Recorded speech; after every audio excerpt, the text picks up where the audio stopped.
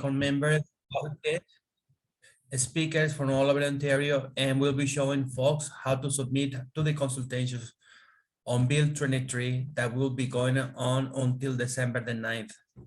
So now I'll pass it to Marion from Hamilton Acorn.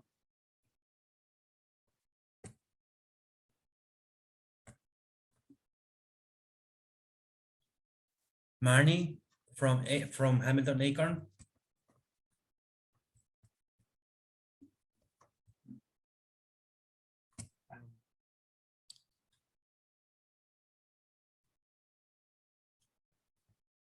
Unmute. Host is not allowing participants to unmute themselves. We can hear you, Marnie. Oh, you can hear me? Okay. Yeah. Yeah. Okay, I can't access my, okay, there it is. All right. Okay, Acorn is a multi-use membership-based community union of low and moderate income people. We believe that social and economic justice can best be achieved by building community power for change. Each member has a vote, and only members speak for the organization have the authority to set the policy and determine the tactics of each group. There's 160,000 plus members and 24 neighborhood chapters across 9 cities. Thank you.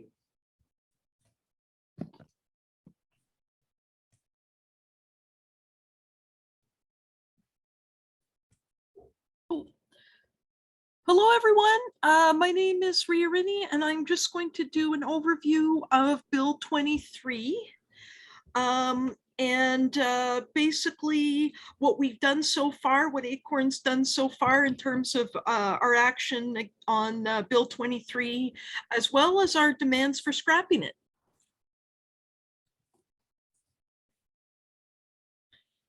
So Bill 23, also known as the More Homes Built Faster Act of 2022.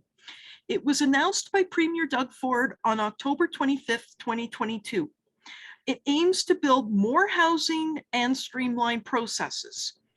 The bill was referred to the Standing Committee on Heritage, Infrastructure, and Cultural Policy. Hearings happened in person in Markham and Brampton, and online and in person in Toronto.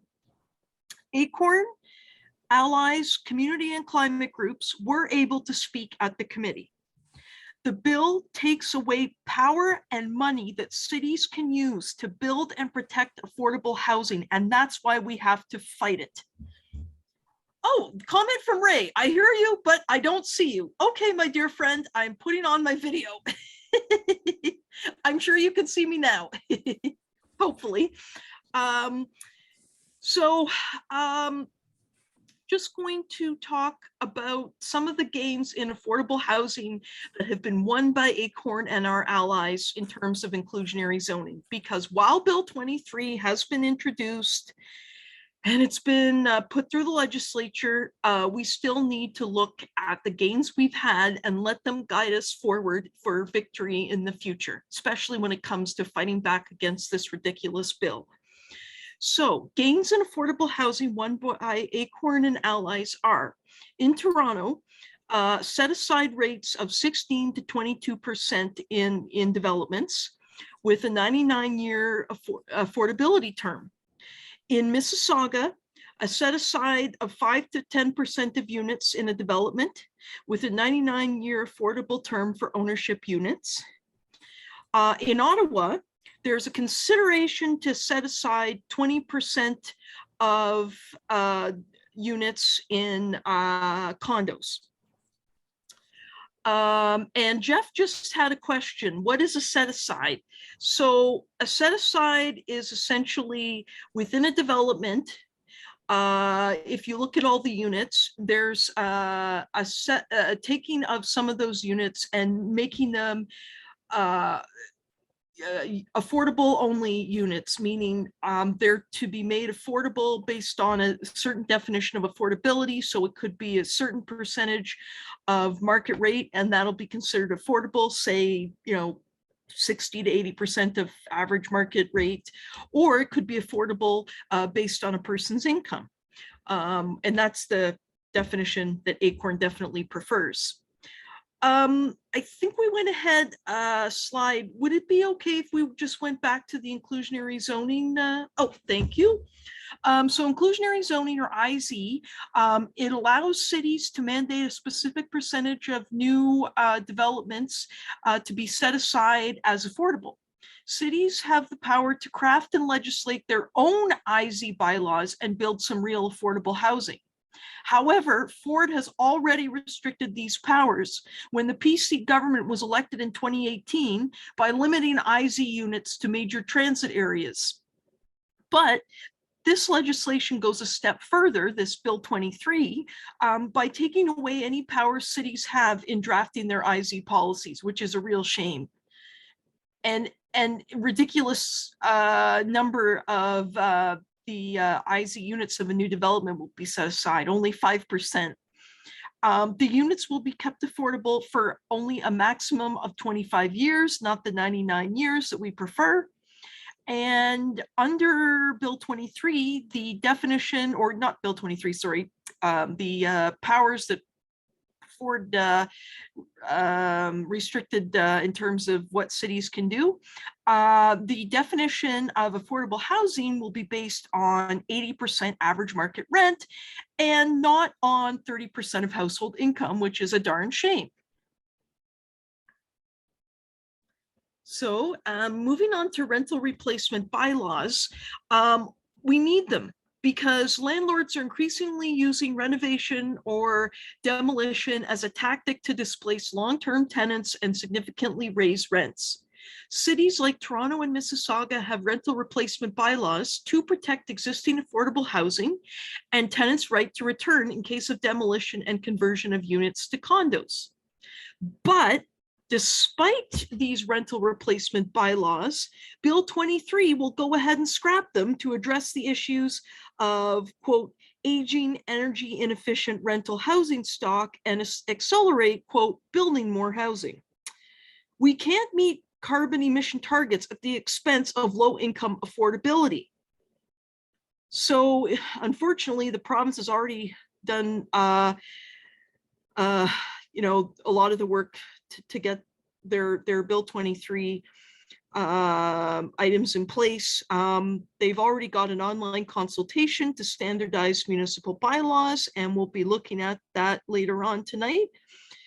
So that's what's in store for rental replacement bylaws. Some other issues with Bill 23. Unfortunately, it exempts new developments and including affordable housing from development charges. So more money in the hands of wealthy developers, which is a slap in the face to everyone here on this call, and our families and our friends and fellow citizens. So how are cities going to bridge these deficits and resources? They're not getting the money coming in from development charges that they normally would, that they would have gotten pre-Bill 23. So what are they going to do? Raise taxes? Will taxpayers have to pay these bills? Will they, instead of raising taxes, cut the services that keep residents of a city living healthy lives? You know, what's going to be cut? Are we going to have another Walkerton on our hands? We don't know. That's the scary part. In Toronto, they have these community benefit agreements where you know, when new development comes in and they have to give back to the community, whether it's better parks, more accessibility and on the streets, that kind of thing. These perks that benefit the community that you know, the developers you know, should absolutely pay for. So it's scary what Bill 23 is going to do with how it's going to affect resources in cities. It also gives free hand to developers to build without regard for the costs, definitely social costs, health costs, and environmental impacts. And that's a pretty serious thing that affects everyone, you know, rich or poor, the environment, big time. So those are just some other issues. And Next slide is a wonderful photo collage of the people, our fellow ACORN members who have pounded the pavement to take action against Bill 23. I know in the top left corner, as well as all the other, I believe the top left corner was at Steve Clark's office, if I'm not mistaken. I know Ottawa ACORN members got on a bus and went all the way to Brockville to the Minister of Housing, Steve Clark's constituency office, and then they did some petitioning around Brockville, and of course, good media coverage. And then I see in the lower left corner, Toronto. Oh, thank you, Ed. Thank you, Eddie, for confirming that's the top left was at Clark's office. And then in the bottom left corner, we have Toronto ACORN members who protested in front of David Smith. He's the MPP for Scarborough Centre. In the top right corner, Tanya is at, I'm assuming, a Peel area MPP's office. And then as well, there's the sign, someone's carrying a sign saying Bill 23. Oh, thank you, Aiden, at Pravmeet Sarkaria's office. That's where Tanya was. And then Bill 23 destroys affordable housing. It absolutely does. And so these are members that came out and really put in the time and the effort to make our voices heard. I'm now going to pass the floor over to Nina. And she's going to introduce our guests and speakers for this evening. Nina, over to you. Yes, hello, my name is Nina, and I am ACORN member in the East York chapter. We have some special guests with us tonight from across the province. With us tonight is MPP of Ottawa Centre, Joel Harden, Councillor Brava and Councillor Fletcher from Toronto, Councillors Tedjo and Councillor Damerla from Mississauga, Councillor Wilson from Hamilton, and Councillor Ferreira from London. I will now pass it back to Ria. Thank you, Nina. We'll just get going with the first guest speaker. Just to let you know before we start though, we've got a pretty packed agenda tonight. So if each guest speaker could limit themselves to about 5 minutes, that'd be wonderful. I will step in if it's getting a little over 5 minutes, and just as a friendly reminder to wrap up and move on to the next speaker, but excited to hear from our speakers. And we'll start with Joel Harden. He's the NDP MPP for Ottawa Centre. Joel?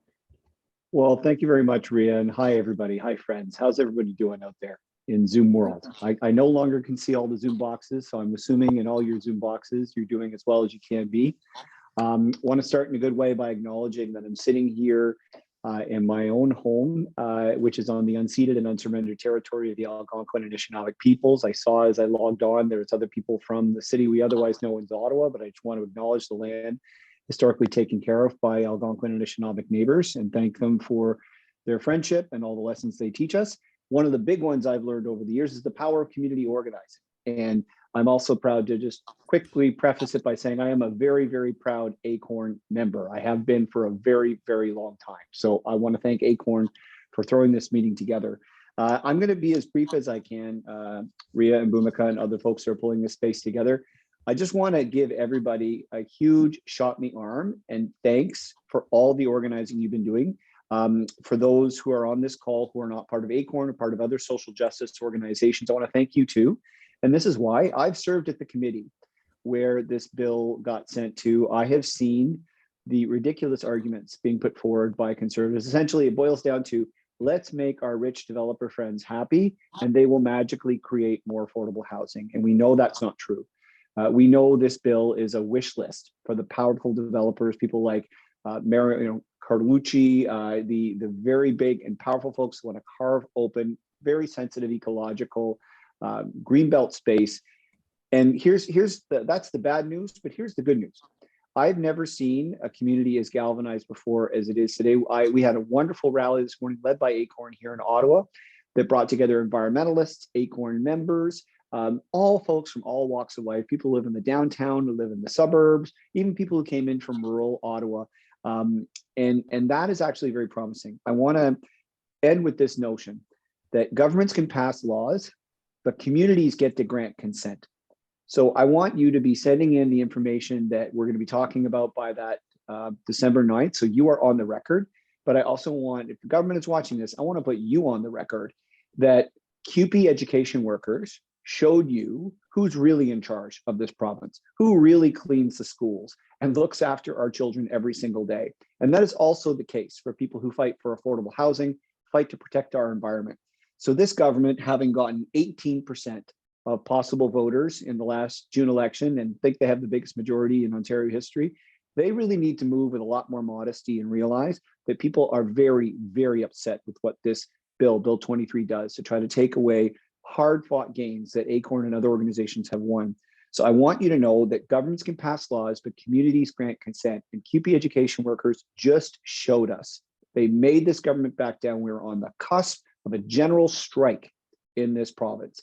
And that is what I want you to know. There is incredible power in your hands. And those of us in elected office, we are here to share our platform with you as you fight for change. But this fight is going to carry well into the new year. So take a rest where you can. After that, getting your information on December 9th, take a rest over the holiday period and then get back to lots more troublemaking in 2023, because we have to make a whole lot of trouble for Doug Ford over Bill 23 and Bill 39. And with that, I just want to thank everybody for having me here. Go ACORN and friends. Let's get this thing done. Let's turf this bill. Thank you so much, Joel. We always appreciate your support, and you've been such an amazing supporter and ally of ACORN, and it's greatly appreciated, definitely. All right, moving on to our next guest speaker. It's going to be Sarah Jama. She's the Hamilton Centre NDP candidate. Sarah, you can go ahead whenever you're ready. Hi, everyone. Can you hear me? Oh, yeah, definitely. Okay, cool. Thank you for having me here with you today. I'm super excited to be here. I'm Sarah Jama. I'm an organizer from Hamilton Centre, but I'm also a new Ontario NDP candidate in the upcoming by-election. We think that the writ is going to drop in January. We're all here today to talk about what we've seen illustrated time and time again. Doug Ford is going out of his way to screw over renters. Like many of you, I got a notice of a rental increase over the weekend, and honestly, it continues to be a worry. Last year, I stood with ACORN members and members from the Somali community as they fought against dumb evictions in 181 John and 192 Houston Street in Hamilton. Units meant for 3 bedrooms were being destroyed and replaced by smaller units. Landlords are being allowed to get away with destroying lives and tossing people out into the street for profit. It's been made very clear that Doug Ford cares about his own people, and his developer friends will probably make $2/3 of $1 billion due to Bill 23. And the truth is, Ford's definition of affordability is a joke. We all know that. And he's going to force many people on OW and ODSP specifically out of their homes and into shelters that have no space. Like the hypocrite he is, Ford continues to tell people in social assistance and disabled people across the province to work harder to get off social assistance, while he personally continues to constantly give his buddies handouts. This isn't okay. And while this happens, especially in Hamilton, Ontario, condos that remain empty continue to go up all around us. This isn't okay. We need rent caps. We need municipalities to expropriate land from speculators and build public housing. Affordable housing should mean rent geared to income, and that's not what it means. It has no clear context. Housing needs to be decommodified. If we say that housing is a human right, then we're damn well sure that everybody deserves a place to live, and we need to make that happen. We need political courage municipally and provincially to see that through, and that's why I'm running for office, and I'm super excited to do so. If you're in Hamilton and you got nothing to do this Saturday, we're going to be going on a Stop the Sprawl canvas at Corkdown Park. You can check out www.sarahjama.ca and sign up if you want to help us door knock and talk to people about stopping Bill 23. It seems sometimes that this fight is not over, but or that the fight sometimes can be disillusioning. I sometimes feel like that too, but I think Joel is right. We need to really take a break and continue to fight hard in January. We've seen the really great work that unions and people are doing around us. Government by any means will not save us, but what they should do and what we can make sure of together is that they'll listen, and we're going to make them hear us. So continue to do what you're doing. I'm super happy to be here, and thank you for having me. Sarah, thank you so much. It's so great to have you here tonight to speak out about the issues. And I know that Katie King has posted your website in the chat, www.sarahjama.ca. Everybody go check that out. I know I will be. I'm so excited that you're running. This is wonderful. So moving on, now we're going to some councillors from the different cities. And our first councillor is Councillor Alejandra Bravo. She's a Toronto City Councillor for Ward 9 Davenport. Alejandra, you can go ahead whenever you're ready. Thanks. First, I want to say that I agree with what my friends Joel Harden and Sarah Jama have said, and I just can't wait for Sarah to join Joel at Queen's Park. They don't know what's coming for them. You know, I love Acorn, and I've been a supporter for so long. I'm also monthly contributor because Acorn wins. Since I've first met Acorn, I've seen so many wins that you've scored, putting payday lending on the agenda, putting affordable internet on the agenda, postal banking. It's like one win after the other. And the idea that you have to grow. The last time I checked how many members, it was 140 something thousand. Now we're over 160,000. That's amazing. And when I ran for city council, I received a Toronto Acorn's endorsement. It was the endorsement I was most proud of. You know, I think that that's another win. You elected some champions to be on the inside in local government, to work with you on the outside. You sent us there to do the job of speaking out, and that's exactly what we've been doing. You've heard all the ways that Bill 23 is shitty, and the way that its name is a lie. It's supposed to build more housing, but all it does is take away the power of municipalities to protect affordable rental now, and to make sure that we're building more affordable rental. We worked so hard on that inclusionary zoning win, and we have to defend it at all costs, and everything else that people have said about how this bill hurts us. Like the green belt, it might seem far away for a lot of people, but it's a ring of protection for us, for our water, for the food that we eat, and that's why they hate it, because they can't turn a buck on it right now, and we have to stop that. You'll know that the Premier also gave mayors these implementation tools, strong mayor power, so they can run roughshod over city councils who are there to speak for the people. And in Toronto, it's even worse, because our mayor asked for these superpowers where he can govern with 1/3 of council. Like, can you imagine that Acorn made decisions where only 1/3 of members were in favor, and they just silenced the voices of the other 2/3?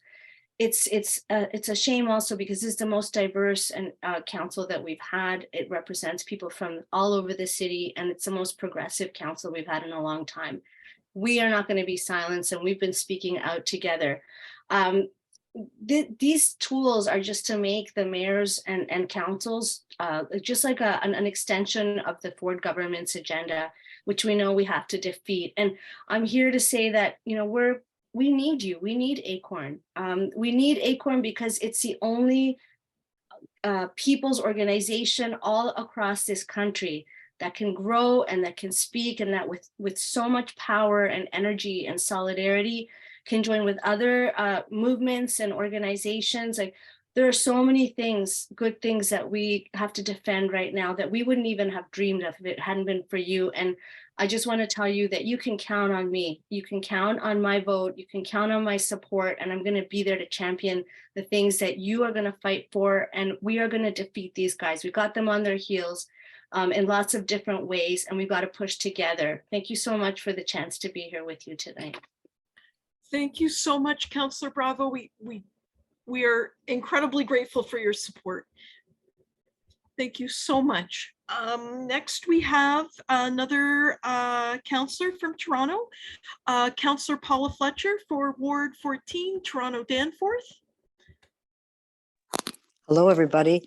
It's always so nice to be with Acorn and not just at meetings, but out on the street and at rallies and all the different things that we've done together.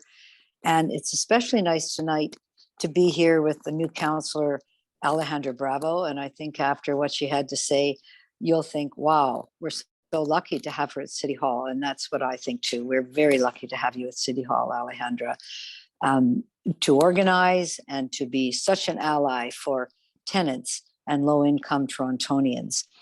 Again, I also want to thank you for going to depute at the legislature on Bill 39, which is really a bill that targets two cities, Ottawa and Toronto.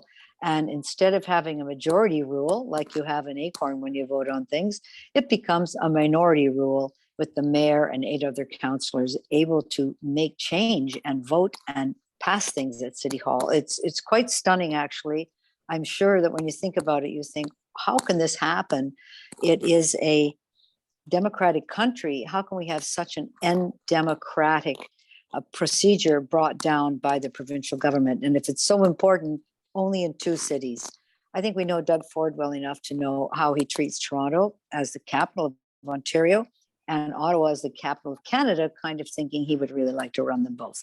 So Joel Harden, thank you for being here from your city. I did see you at Bill 23 when I made a deputation, and you were there asking really good questions and sitting on that committee that heard all of the number of days of people coming to the legislature to talk about their dissatisfaction with Bill 23. And in particular, I was very focused on the rental replacement. And I've been thank you very much to Acorn. I had a couple of online meetings about it ahead of time. And Acorn, of course, was there in the front lines, as you always are, on these really critical issues for tenants who make up 48% of the city of Toronto. So somehow we gloss over tenancies and we need to put it front and center, as you do.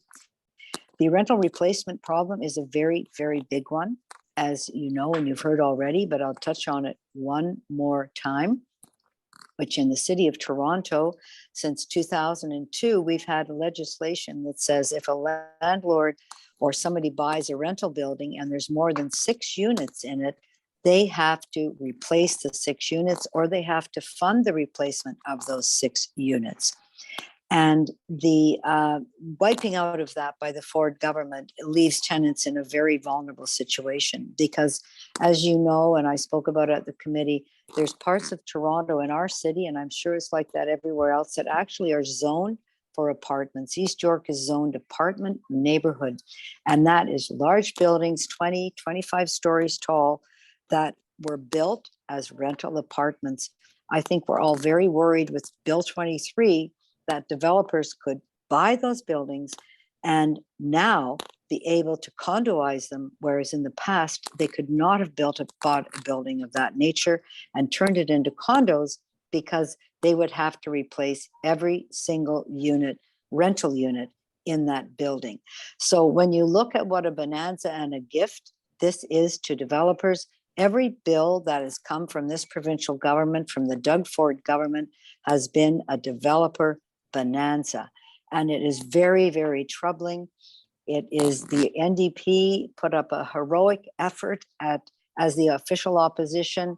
And yet, of course, we can't stop Doug and his developer friends from bulldozing all of the great legislation that we have in cities. The elimination of development charges, as has been pointed out by our chief planner and others, impacts our ability to fund affordable housing in the city of Toronto, which is something that I know Acorn and its members are very devoted to because we've spoken about it so many times. It also removes IZ powers from cities, and we fought alongside one another to get IZ in inclusionary zoning introduced, not to the extent I know that Acorn wanted that, but at least introduced, and now under this government, it has been, under Bill 23, it will be weakened, which is really a terrible thing. I do want to say I really appreciate, as does Councillor Bravo, the role of Acorn. I can't imagine the city, I can't imagine fights that tenants have to have without Acorn being present, whether we're on the lawns of apartment buildings, whether we're in front of MPPs' offices. We are together to fight for better life for tenants and not being pushed to the side in favor of developers. I want to again pay tribute to our project at 279 Woodfield Road, Mrs. Krebs building, as was 500 Dawes Road, where Acorn has played such an important role over the last months. And 279 Acorn, with the intervention of Acorn and FMTA, we did turn that building around and get everything fixed up. So that's really, really, really what the important role of Acorn is. And highlighting Bill 23 for your members, sometimes you think, well, these bills are in the Ontario legislature, what did they really matter? This one takes aim at tenants. It takes aim at tenants' rights. It takes aim at the city's ability to defend tenants. And it's a very, very wrong bill. So this Bill 23, Bill 39 are part of the same thing, to turn power over to the developers and to the provincial Tory government, and certainly definitely need to stand up to this bully at Queen's Park and make sure that these pieces of legislation are reversed as soon as we get a new government at Queen's Park. Thank you very much, Acorn. I'm always standing beside you, all the rallies, whatever you need. Let's continue to work together for the betterment of tenants and really all residents in the city of Toronto and across the province, and indeed for Acorn across the country. Thank you so much for having me tonight. Thank you so much, Councillor Fletcher. We really appreciate your support as always. Thank you so much for speaking to us tonight. Next, we're going to have Councillor Alvin Tedjo from Ward 2 in Mississauga. Hi, Ria. Thank you so much. I'm new to Acorn, but love the work that you do and very happy to have met everybody recently and had an opportunity to talk and try to support all the initiatives that are going on.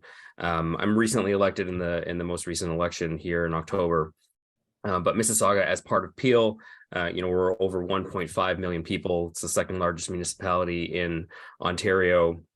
A lot of these things have a huge, huge impact on the city, on the municipality, on the region. I don't want to repeat some of the things that other people have said already, so I kind of want to focus on a few key pieces of misinformation that has been coming out of the Ford government that I think is really important for us to touch on. Because Mayor Tory from Toronto has been supportive of a number of these changes, in the last couple of days, it seems as if Premier Ford has decided to pick on Mississauga what did he say today? He said, you need to stop your whining and get on with it, because we've been fighting back. We've been fighting back as hard as we can. They intentionally introduced this bill the day after the municipal election ended, and they intentionally passed it the day before a number of councils even met for the first time. So we were lucky that we were able to try and mobilize as a city early and get out some messages and to try and send some serious feedback. But we've also sent a campaign internally within the city where we've mailed out postcards to every household in the city talking about all the different challenges that this bill now presents. So a couple of key things that I'd like to share with people that has been coming out of the Ford government. They like to talk about how municipalities are sitting on billions of dollars, hundreds of millions of dollars of reserves that we need to spend before we should be asking for money or from developers or from the province. That's just blatantly false. We are not sitting on that amount of money. Any money that's sitting in reserve is earmarked for developments that need to be built to support these new things being built. They're not just willy-nilly there sitting in an account. They're there specifically to build more roads, to build more water pipes, to build more sewage, to build more parks, trails, bike paths, all of that to support the new communities that are coming in. And they're earmarked by the province. The province has already dictated what that money can and cannot be spent on. So that is a huge misnomer that they are talking about that we are sitting on. The other one is that these fees, these development charges, are just ways are increasing the housing prices. That's obviously not true. Developers charge what the market can bear, and they always pass. This is only going to increase the profits for developers when it comes to the cost of housing. What development charges pay for is another one that a lot of people don't understand. I mentioned a number of them already, but the green spaces is incredibly important because we're talking as if there isn't already enough space. They've done studies, the government has already done studies that showed we have enough space within the existing green belt now to intensify, to reach the government's 1.5 million homes goal without going into the green belt. And so going into the green belt only provides a small fraction of what is necessary, and none of it is going to be affordable or accessible or density. So that is a big issue as well. This bill also removes our ability to approve site plans for a certain number of units. So that removes a number of our abilities to add more green spaces or to include any sustainability measures that we want in new housing developments.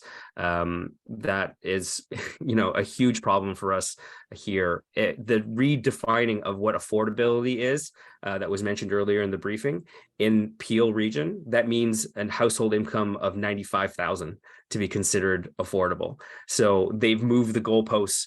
And, we're not talking about real affordability here. So this misinformation is kind of what I want to leave everybody with, is that they know that they're wrong, and they're going out there actively right now with radio ads, with things in the newspaper, and hearing the premier talk about it every day, and that we need to just move on and get on with it. That's wrong. We need to find ways to fight that back, and we need to find it within their own circles. So the more that we can talk about it, the more you're protesting, which is fantastic. But the more that this can permeate more of the general conversation that's happening, the way that it was happening with QP in schools, the better shot we have to reverse this and to turn this around, because they're just lying through their teeth. I mean, they got the CEO for Habitat for Humanity to talk about this being a good thing for affordable housing because they fed him all this misinformation. So we're trying to fight back as municipalities.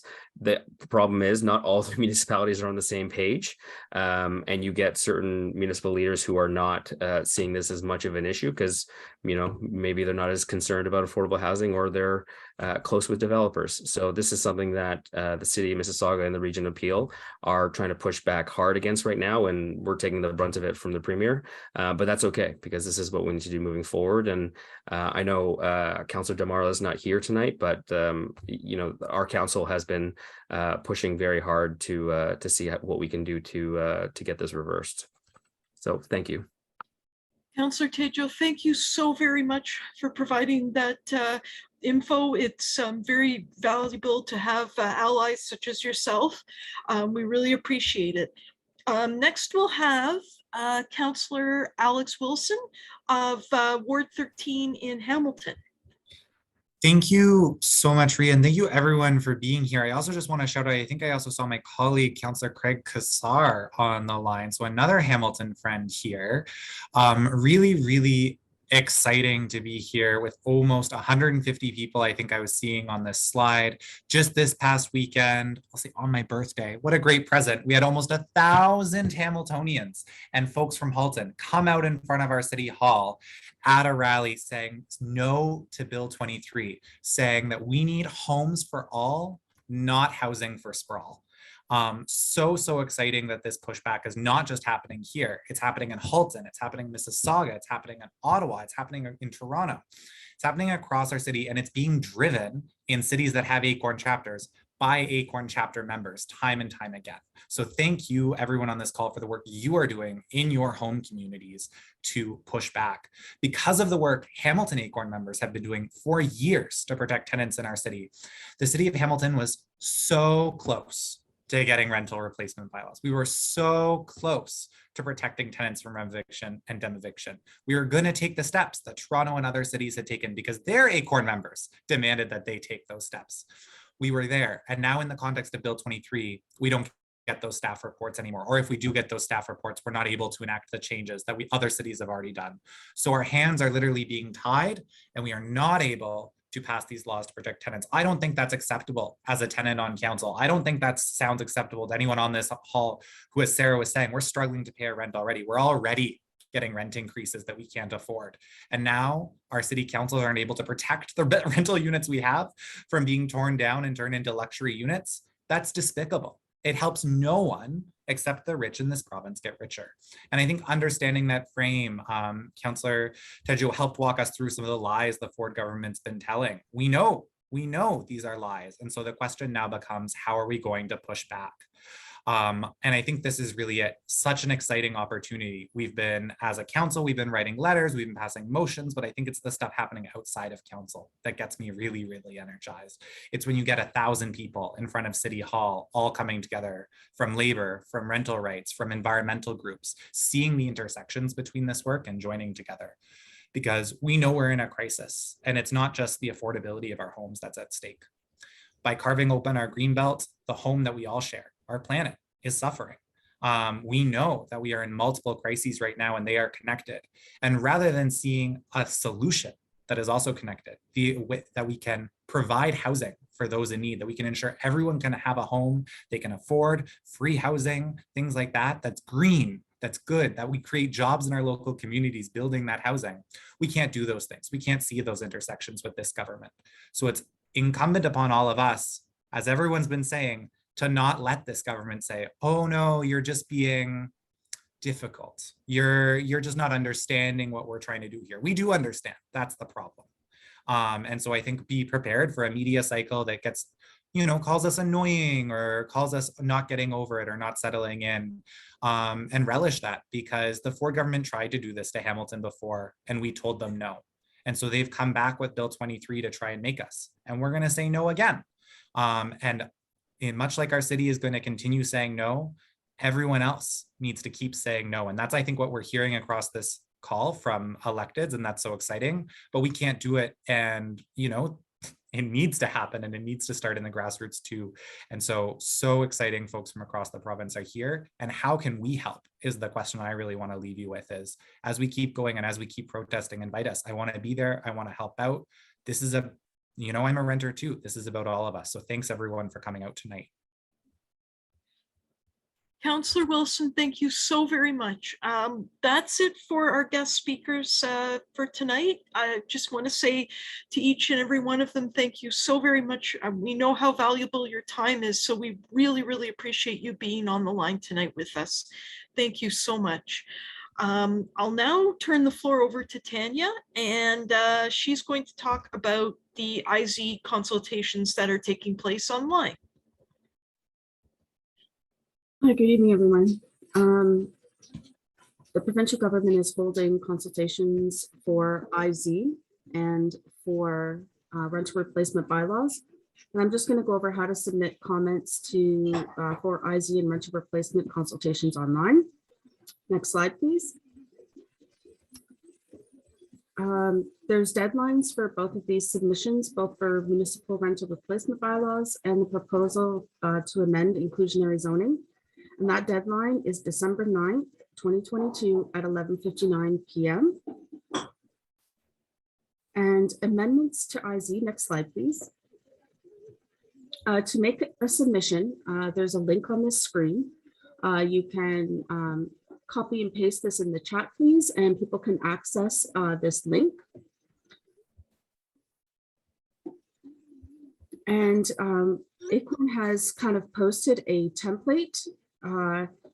This template you can cut and paste. Actually, I don't know if you're going to click on that link.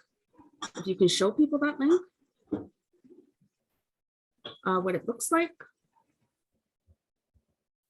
Okay, that's great. So there's basically a section where you can put a comment. There's no limit on the number of words. We have a template.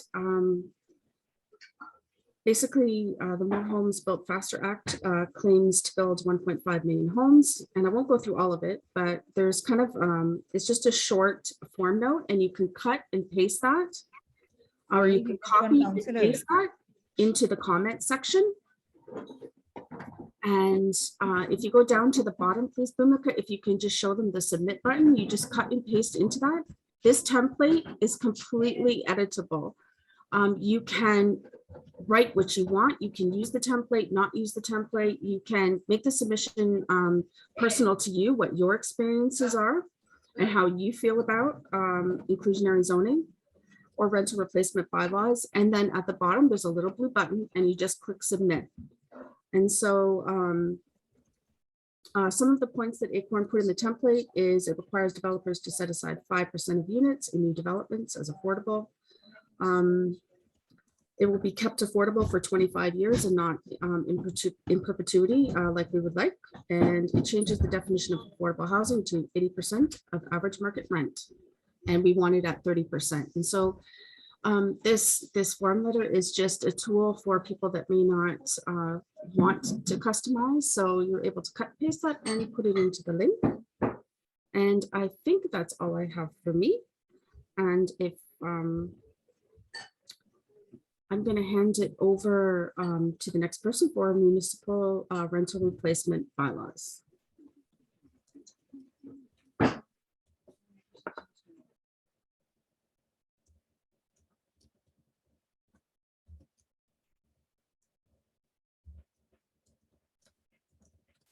All right, so to make a submission around the municipal rental replacement bylaws, which is sort of the anti-demoviction, anti-renoviction stuff we were talking about earlier. It's a somewhat similar process, but obviously it's going to be a different link. So, and actually there are a couple of different ways you can do it. So the first one is, of course, the first link that you see there. If we just want to click through it, that'll take you to a website that kind of outlines the process and so on and so forth. And if you scroll down to the bottom of that site, there's a little blue button to comment on this proposal via email.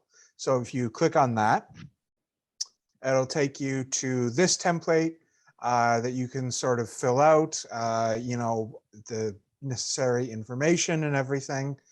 And then of course the meat of it is the comment box down at the bottom there. So that's where you can actually, write your comment based on the template, which we'll be showing you in just a second. So that's one option. And I believe we'll be posting that link in the chat. Now, if you want to just send the email directly rather than going through all of this, we also have the email on the slide. I believe it's so it's Christina, CRISTINA .de Silva, DASILVA @ontario.ca. So you can just, like, in your email client of choice, just put that in, Christina.desilva @ontario.ca, and then just put in the body of the email the template, which once again we'll get to in just a second. Or another way, and this is a pretty simple, pretty straightforward one, we actually have an online action on our website, Acorn's website, which so if we click through that, it'll be, I think, pretty straightforward as to how to proceed with that.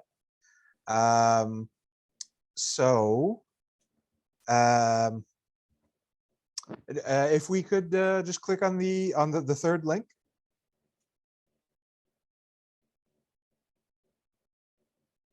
Yeah, so like you can see, we've got our action here, nice little poster and all, and yeah, if you scroll down, there should be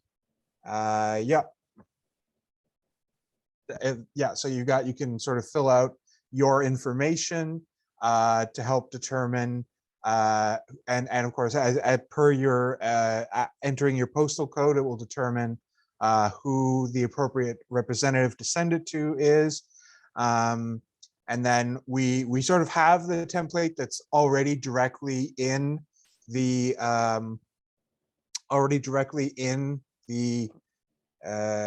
form. But of course, and this is the case no matter which way you choose to submit.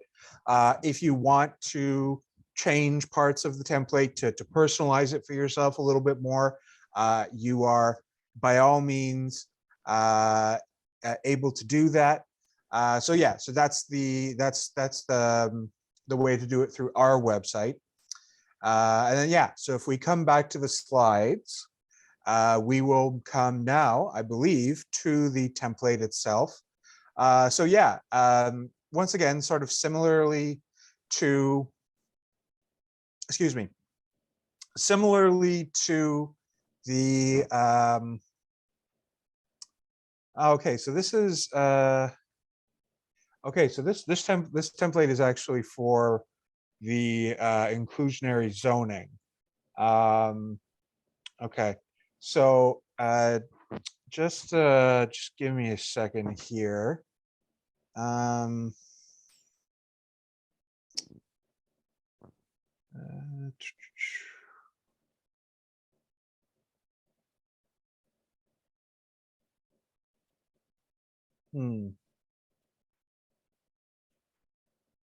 Okay, yeah.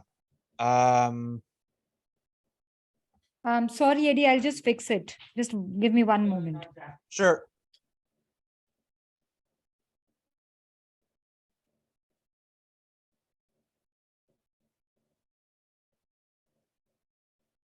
So yeah, so this of course is the template that you can use to submit for the inclusionary zoning consultation through the means that Tanya outlined just before me.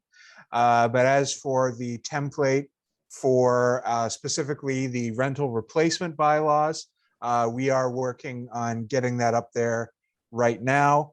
And that will be allow you to send it to the email address that we gave you, christina.desilva@ontario.ca, or through the Ontario or through the provincial government website, which has its own form to submit.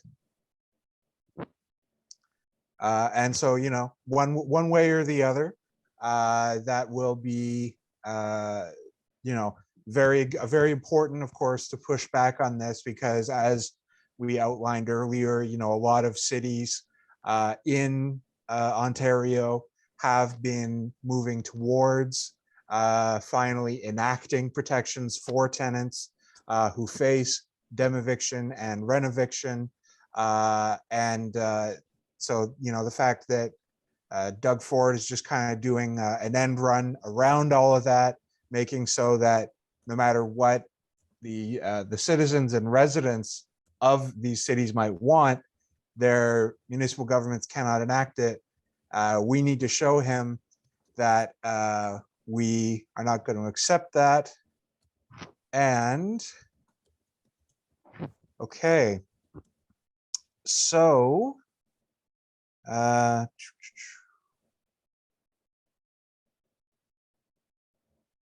all right, yes. So if I'm not mistaken, yes, okay, excellent. So I believe that the yes, okay, just a second. So the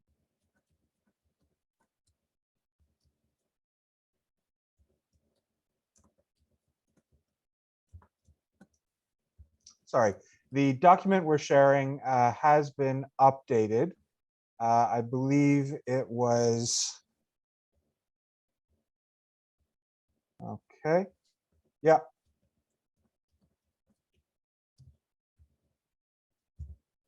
Sorry, we're having a little bit of technical difficulties here. but actually, hold on. I could,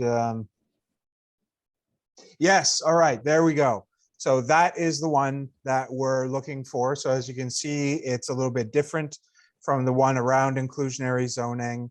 And it addresses specifically the issue of rental replacement bylaws.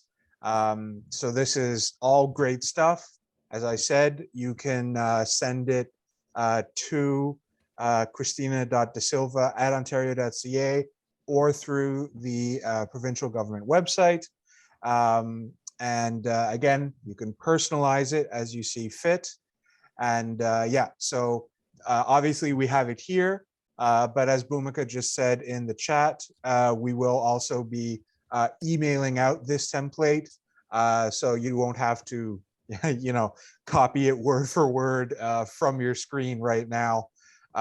So yes, so the email should be going out, and that will allow you to submit this through the different avenues that we just covered, which I believe should now bring us to the last portion of our event today, for which I will be handing it over to one of my fine colleagues here. All right, that would be me. And we are almost finished here. We're just gonna have some concluding remarks from a London City Councillor, David Ferreira. And after that, I'm just gonna be saying some closing things and then we can wrap it up. All right, David, the floor is yours. Well, thank you for having me. It's David Ferreira. Oh, sorry about that. No worries, no worries. I just thought I'd just correct quick to nip it in the bud so you know how it's going, but no worries on that. I get it all the time. Actually, you didn't butcher it as bad as other people have butchered it before.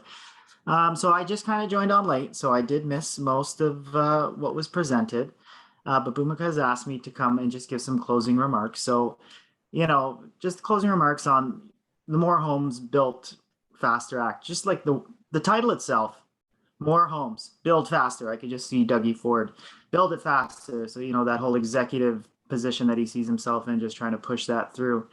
I just wanted to really kind of convey that, like, this is clearly an ongoing fight. What we see right now with new legislation, actually it is now, I called it the act, it is legislation now.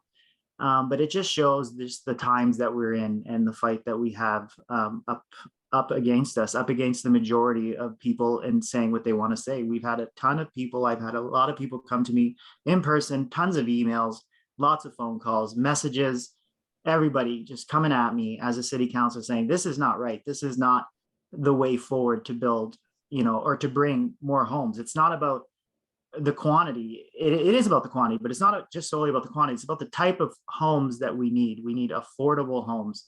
And every single level of what that means, we seem to be just kind of running into roadblocks, what the definition of an affordable home is, how we get to it, and really, the public participation and kind of the dynamic that exists there. It seems to be very one-sided.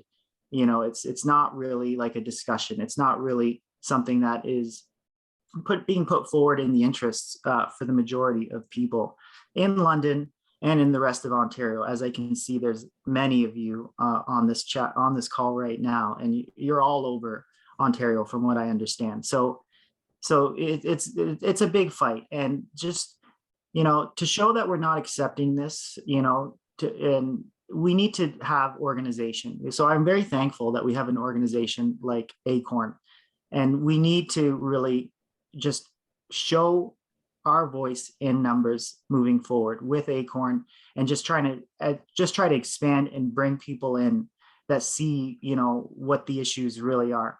We need to have continued opposition. That opposition has to always be continuing, because we are fighting a huge fight. We have a huge, consolidation of power at the provincial level right now that is clearly not focusing their sights on us. And the big, big, big part of this fight happens when the next writ drops on the next election.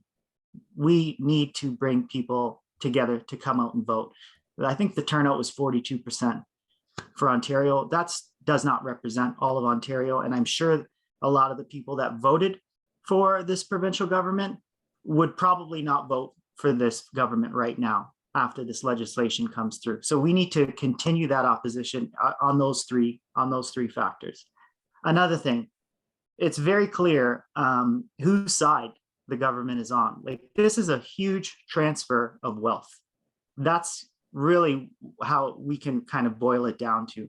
You know, when you are for the development charges, like as a municipal city councillor, we for London are going to lose, I think it's something like $97 million in the next 5 years, what it's being projected, forecast for us.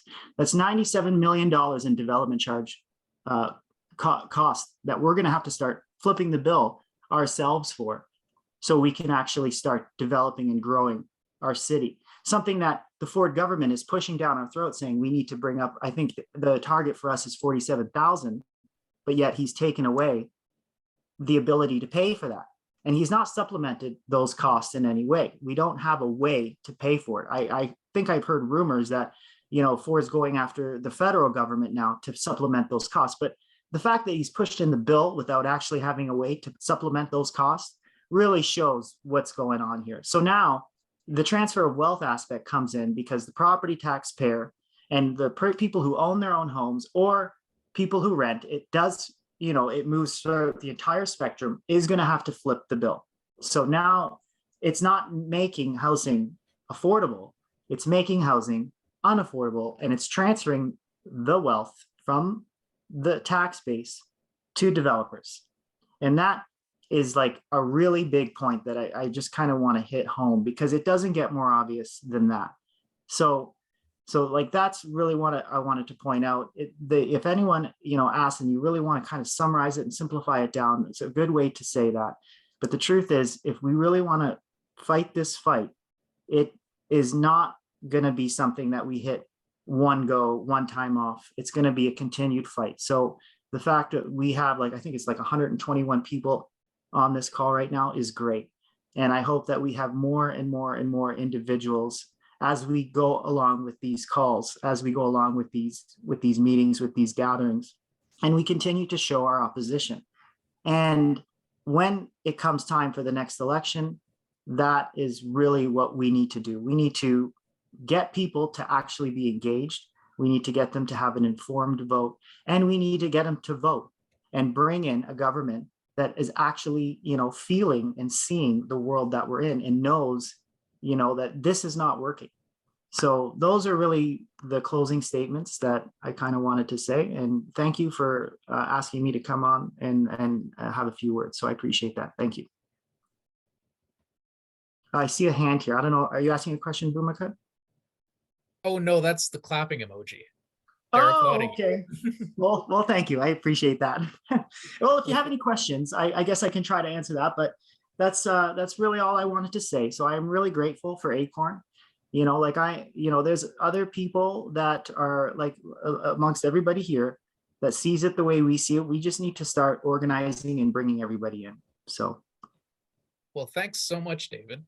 Yeah, And no, I think you're absolutely right that we've got to attack this from multiple fronts. And just before we go, here are a few ways that we can take the fight to Doug Ford and the government drafting Bill 23. So the first thing we can do is join Acorn's online action that's going to be protesting this later this month. And we'll email you the information for that. And I think it's posted in the chat. And again, we just posted December 9th is the deadline. Please, please, please do not forget to make these decisions, or these submissions rather, for these comments. I mean, it sounds like the Ford government might just like not care, but the point is we have to let them know that if they do this, they are doing it against the wishes of a vast majority of Ontario. And the last thing, we were going to do that tonight, but it's pretty late, so we're going to try to do it tomorrow. Call up Premier Doug Ford, the housing minister, your local MPP, and the developers. Blow up their inbox let them know that we are not happy about this. And the script and numbers are going to be emailed to you tomorrow. So it's really easy. You just have to show up and make a difference. All right. And with that, I think we have finished up this meeting. Thank you so much, everybody, for coming out tonight.